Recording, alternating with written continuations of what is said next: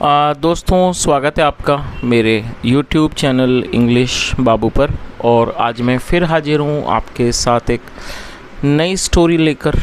और दोस्तों, आज जो स्टोरी मैं आपके लिए लेकर आया हूँ बहुत ही मज़ेदार, बहुत ही अच्छी कहानी है। कहानी सुनने में आपको मज़ा आएगा। उसके अलावा आज की इस स्टोरी में आपको कुछ नए इंग्लिश के वर्ड मीनिंग सीखने को मिलेंगे, उनकी करेक्ट प्रोनाउंसिएशन के बारे में पता चलेगा। और हमेशा की तरह जो इसका ग्रामर का पार्ट है उसे डिटेल में कवर करेंगे, तो एक एक स्ट्रक्चर को आप बड़ी आसानी से सीख पाएंगे। तो चलिए दोस्तों, आज की इस कहानी को हम शुरू करते हैं। और सबसे पहले कहानी का टाइटल देखते हैं। कहानी का टाइटल है the reflection of the money. क्या मतलब हुआ दोस्तों? रिफ्लेक्शन नाउन है जिसका मतलब होता है प्रतिबिंब या परछाई। The reflection of the money, तो क्या अर्थ हुआ? पैसों की परछाई, या कह सकते हैं पैसों का प्रतिबिंब। तो दोस्तों, ये आज की इस कहानी का टाइटल है, शीर्षक है। और अब मैं इसे पढ़ना शुरू करता हूँ। आपसे रिक्वेस्ट है आप कहानी को ध्यान से सुने, और यदि कोई वर्ड आपको कोई नया वर्ड या फिर नया स्ट्रक्चर मिले तो आप उसे नोट करें। और यदि कहानी पसंद आए तो लाइक भी ज़रूर करें। तो चलिए इसको शुरू करते हैं। वन डे आ पुअर ब्राह्मण सॉ आ ड्रीम। क्या मतलब हुआ दोस्तों? ये जो वाक्य है ये पास्ट इंडेफिनिट का अफर्मेटिव वाक्य है। और जब हम पास्ट इंडेफिनिट में कोई अफर्मेटिव का वाक्य बनाते हैं तो वहाँ सेकंड फॉर्म का यूज़ किया जाता है। SEEC मतलब देखना, और सेकंड फॉर्म सॉ। तो क्या अर्थ हुआ? वन डे एक दिन, अ पुअर ब्राह्मण एक गरीब ब्राह्मण ने, सो अ ड्रीम एक सपना देखा। और दोस्तों, ड्रीम को आप नोट कर लीजिए, ड्रीम मतलब सपना। तो क्या अर्थ हुआ पूरी लाइन का कि एक दिन एक गरीब ब्राह्मण ने एक सपना देखा। In the dream he saw that he borrowed 1000 rupees from one of his friends. क्या अर्थ हुआ? In the dream. In the dream मतलब कि सपने में ही सॉ, और ये भी हमारा पास्ट इंडेफिनिट का ही वाक्य है जहाँ सेकंड फॉर्म लगाई गई है। In the dream he saw मतलब क्या हुआ कि सपने में उसने देखा कि ही बोरोड द 1000 रुपीज़। दोस्तों, बोरो का मतलब होता है उधार लेना। आप चाहें तो इसे नोट कर लीजिए, सेकंड फॉर्म है इसकी बोरोड। तो उसने क्या देखा सपने में? दैट ही बोरोड, कि उसने उधार लिए 1000 रुपीज़ 1000 रुपये उधार लिए from one of his friends, अपने एक दोस्त से। तो पूरी लाइन का क्या अर्थ हुआ कि सपने में उसने देखा कि उसने अपने एक दोस्त से 1000 रुपये उधार लिए। वैन द ब्राह्मण woke up in the morning. दोस्तों, वेकअप मतलब जागना, सेकंड में वोकअप। तो क्या अर्थ हुआ? वैन द ब्राह्मण woke up in the morning, जब ब्राह्मण सुबह जागा, ही रिमेंबर्ड हिज ड्रीम, उसे अपना सपना याद आया। And was very much surprised about it, और वो इस बात को लेकर वो बहुत ज़्यादा हैरान हुआ। आगे देखिए, ही discussed it with his friends. दोस्तों, डिस्कस का मतलब चर्चा करना होता है, सेकंड फ्रॉम डिस्कस। तो क्या अर्थ हुआ? ही discussed it with his friends मतलब उसने अपने दोस्तों से इस बात की चर्चा की। चलिए आगे देखिए। The friend who had appeared in his dream also learned about it. दोस्तों, यहाँ जो हु है ये एक रिलेटिव प्रोनाउन है। जब हम किसी का रेफरेंस देते हैं तो हु का यूज़ किया जाता है, और यहाँ पर हैड के साथ थर्ड फॉर्म का यूज़ किया गया है। तो ये पास्ट परफेक्ट का वाक्य है। अपीयर का मतलब होता है नज़र आना, दिखना, प्रकट होना। तो क्या अर्थ हुआ? The friend who had appeared in his dream मतलब कि वो दोस्त जो उसे सपने में नज़र आया था, जिसको उसने सपने में देखा था। ऑल्सो लर्नड अबाउट इट मतलब उसे भी इस बारे में पता चल गया। तो दोस्तों, इस चीज़ का मतलब आपको पता ही लग गया होगा कि उस ब्राह्मण ने जिस दोस्त को अपने सपने में देखा था उसे भी इस बारे में पता चल गया। The greed of 1000 rupees got the better of him. और दोस्तों, ये जो है got the better of him, ये एक फ्रेज़ है जिसका मतलब होता है हावी हो जाना। तो क्या अर्थ हुआ? The greed of 1000 rupees got the better of him मतलब जो 1000 रुपये का लालच था वो उस पर हावी हो गया। ही न्यू, और दोस्तों ये नो की सेकंड फॉर्म है, ये भी पास्ट का ही वाक्य। ही न्यू, वह जानता था, दैट की द ब्राह्मण वॉज वेरी सिंपल, वह जानता था कि जो ब्राह्मण है वो बहुत सरल है, एंड इनोसेंट और बहुत मासूम है। आगे देखिए, सो इसलिए ही डिसाइडेड, उसने निर्णय किया, फैसला किया, टू टेक एडवांटेज। दोस्तों आप इस वर्ड को नोट कर लीजिए, टेक एडवांटेज का मतलब होता है फ़ायदा उठाना। तो इस लाइन का क्या अर्थ हुआ, so he decided to take advantage of the situation, इसलिए उसने स्थिति का फ़ायदा उठाने का निर्णय लिया। He went to the Brahmin and said, मतलब क्या हुआ, और दोस्तों गो मतलब जाना, second form went, he went to the Brahmin and said मतलब वह ब्राह्मण के पास गया और कहा, give me back those 1000 rupees that you had borrowed from me. और दोस्तों आप इसे भी नोट कर लीजिए, बोरो मतलब उधार लेना, थर्ड फॉर्म बोरोड, और यहाँ हैड के साथ थर्ड फॉर्म है, तो ये पास्ट परफेक्ट का वाक्य है। तो पूरी लाइन का क्या अर्थ हुआ कि ही went to the Brahmin and said, मतलब वह ब्राह्मण के पास गया और उसने कहा, give me back those 1000 rupees that you had borrowed from मी, मतलब जो 1000 रुपये तुमने मुझसे उधार लिए थे वो मुझे वापस कर दो। आगे देखिए, फर्स्ट द ब्राह्मण thought that his friend was probably joking. दोस्तों थिंक मतलब सोचना या लगना, सेकंड फॉर्म थॉट, तो क्या अर्थ हुआ, फर्स्ट द ब्राह्मण थॉट मतलब पहले ब्राह्मण को लगा कि his friend was probably joking, की शायद मतलब कि संभवतः, प्रोबेबली मतलब संभवतः जो उसका दोस्त है वो मजाक कर रहा है। बट वैन, लेकिन जब, the matter came to the extent of exchange of blows, लेकिन जब जो मुद्दा था वो एक extent of exchange of blows मतलब जब वो मतलब एक दूसरे को मुक्के मारने की हद पर आ गया। द ब्राह्मण गॉट स्केर्ड, जो ब्राह्मण था वो घबरा गया। दोस्तों गेट स्केर्ड मतलब डर जाना, घबरा जाना, सेकंड फॉर्म गॉट स्केर्ड। तो इस पूरी लाइन का क्या अर्थ हुआ, but when the matter came to the extent of exchange of blows, मतलब लेकिन जब ये जो मामला था वो एक दूसरे को मारने की नौबत पर आ गया, द ब्राह्मण गॉट स्केर्ड, जो ब्राह्मण था वो घबरा गया। आगे देखिए,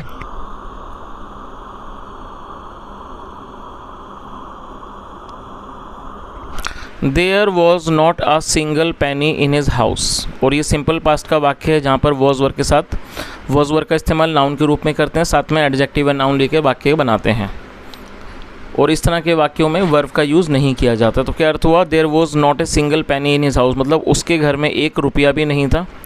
ही had to work very hard to earn his 2 time meals.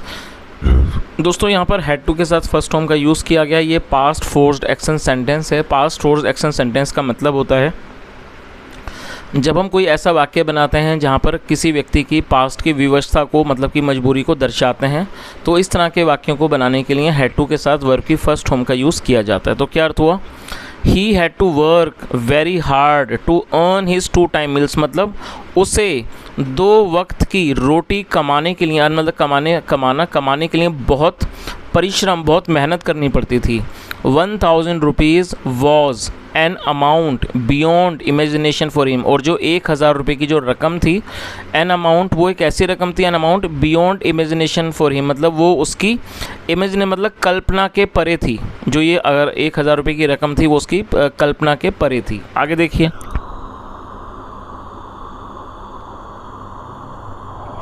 The friend thought the ब्राह्मण would give him the money simply out of fear, और ये भी थिंक का मतलब सोचना, सेकंड थॉट, ये भी पास्ट का ही वाक्य है। जो दोस्त था उसको ऐसा लगा कि जो ब्राह्मण है would give him the money simply out of fear, मतलब वो आराम से, डर के कारण, मतलब कि डर से वो उसको पैसे दे देगा।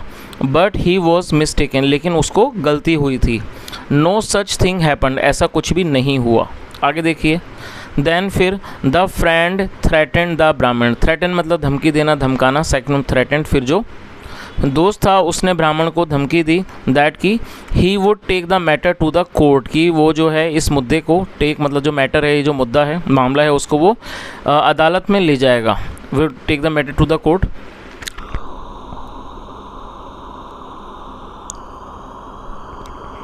The next day the friend lodged a complaint against the Brahmin, अगले दिन जो दोस्त था उसने ब्राह्मण के खिलाफ मतलब उसके विरुद्ध एक शिकायत दर्ज कराई। And pleaded in the court, और उसने कोर्ट में अनुरोध किया, प्लीड का मतलब विनती करना, अनुरोध करना, और उसने अदालत में विनती की to get his money back, कि उसके पैसे वापस दिलाए जाएं। द जज listen to both the parties, और जो जज थे उन्होंने दोनों ही जो पार्टीज़ थी, जो दोनों पार्टियाँ थीं, उनकी बातों को सुना। But he could not make anything out of लेकिन वो इस मतलब इसमें से कोई भी हल नहीं निकाल सके। The Brahmin had told the witnesses to, और जो ब्राह्मण था उसने विटनेसेस को, गवाहों को भी बताया था, अबाउट हिज ड्रीम, अपने सपने के बारे में उसने गवाहों को भी बताया था। आगे देखिए। फाइनली द जज referred the matter to the imperial court.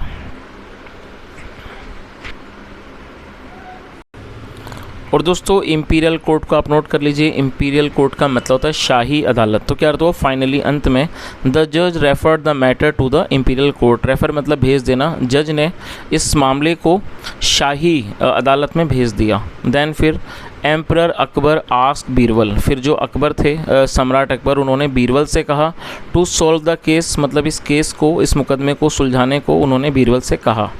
Birbal listen the both parties, Birbal ने दोनों जो पार्टियां थीं उनकी बात को सुना। एंड ऑर्डर्ड अ गार्ड, और उन्होंने एक गार्ड को, मतलब एक सुरक्षाकर्मी को ऑर्डर किया। ऑर्डर मतलब आदेश देना, आदेश दिया। To bring a big mirror, एक बड़ा मिरर मतलब एक बड़ा शीशा लाने के लिए, इन द कोर्ट, दरबार में एक बड़ा शीशा लाने का उन्होंने उसे आदेश दिया।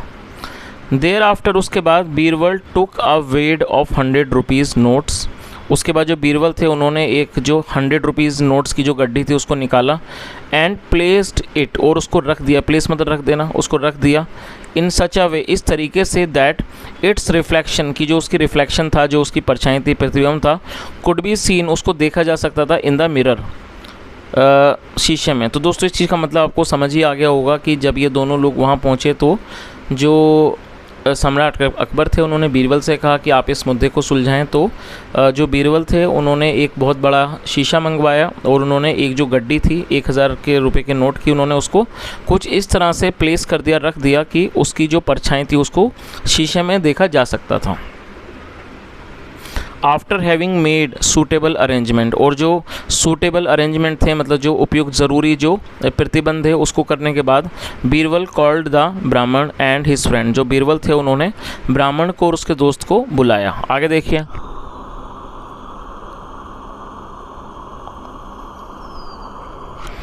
ही said to the friend of the Brahmin, क्या अर्थ हुआ कि उन्होंने ब्राह्मण के दोस्त से कहा, नाउ अब you can take your 1000 rupees, take मतलब लेना, अब आप अपने 1000 रुपये ले सकते हो। Which you can see in the mirror, जो आप मिरर में, जो आप शीशे में देख सकते हो। The Brahmin's friend asked with surprise, दोस्तों यहाँ ब्राह्मण के बाद एपिस्ट्रोफी एस है, जिसका अर्थ होता है काकी के। जब हम किसी नाम या व्यक्ति के साथ कुछ जोड़ते हैं तो एपिस्ट्रोफी एस का यूज़ वहाँ किया जाता है। तो क्या अर्थ हुआ? The Brahmin's friend asked with surprise, जो ब्राह्मण का दोस्त था उसने हैरानी से पूछा, सरप्राइज मतलब हैरानी, उसने हैरानी से पूछा, हाउ इज़ इट पॉसिबल, ये कैसे संभव है। It is a mayor reflection, ये मेयर मतलब केवल, ये केवल एक परछाई है, ऑफ द मनी मतलब ये केवल पैसों की परछाई हैं। यू मस्ट बी जोकिंग, आप अवश्य ही मजाक कर रहे हो। बीरबल सेड, बीरबल ने कहा, सिमिलरली, सिमिलरली मतलब ठीक उसी तरह से the Brahmin too had borrowed the money, तो जो बीरबल थे उन्होंने क्या कहा, इसी तरह से जो ब्राह्मण है उसने पैसे उधार लिए थे, फ्रॉम यू, आपसे, इन हिज ड्रीम, अपने सपने में उसने आपसे पैसे उधार लिए थे।